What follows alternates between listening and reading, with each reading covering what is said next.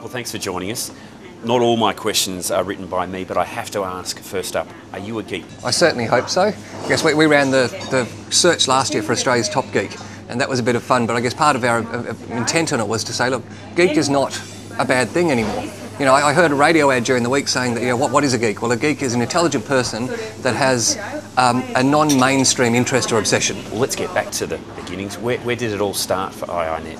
I started at my mum's house, actually. I just graduated from university and found out I was not going to have any internet access anymore.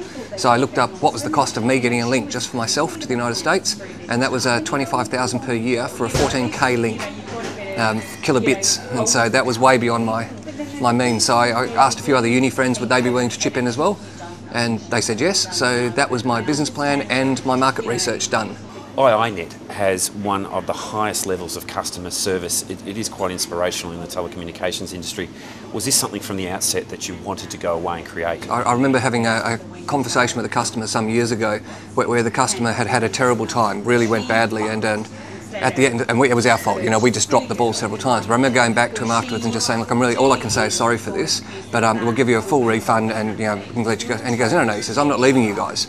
He goes, you guys are crap, but you're less crap than everyone else.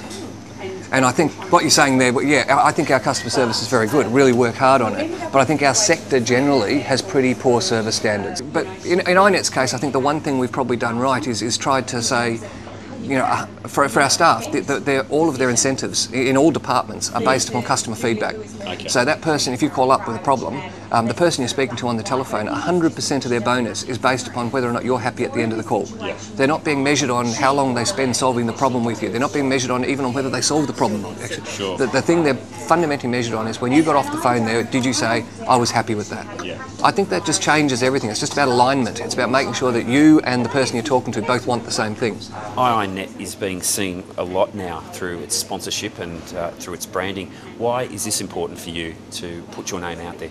Customers, particularly late adopters, they want a brand they can trust, someone they've seen. It doesn't matter how much you tell, your sister-in-law perhaps that she should go with iiNet. If she's never heard of iiNet, that's going to be a risky proposition. So we thought, no, we've got to go out there now and invest in making sure that the country knows not just that we exist, but what we stand for. The NBN is a very contentious issue. Where does iiNet sit on this, and is this something that you're supporting? We're in that purple spot where we've got, compared to other countries, we have low debt levels. We have the opportunity to be able to invest. We've got the chance to be able to build something that'll outlast the mining boom.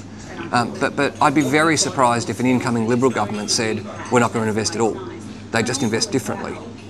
But from our point of view, getting fibre out to the homes today will have a massive payoff for the whole country. So Michael, when you're not heading up iiNet, what are you doing? What are you doing on the weekends? Still on the internet, of course. I mean, it's that old classic thing about, what would I be doing if I wasn't being paid to do this job? Yeah. The same stuff anyway. I'd still be hanging out in the Whirlpool forums. I'd still be trolling the forums and looking on YouTube and on Twitter and Facebook and so on anyway. So I get paid to do it instead. What is it that you love about Perth? I've lived here since I was a kid. So I'm born in Ireland but moved here with my parents when I was a kid. But so I guess that makes you biased. You start with the point of view, well, we chose this place, so it's the best in the world. Whereas I think a lot of locals will take it for granted. But I think it's the right size. Perth is big enough now as a city that it's got the facilities and despite what people say about it being boring, it's got the entertainment and the culture here, but it's not so big that we've lost sight of what's important.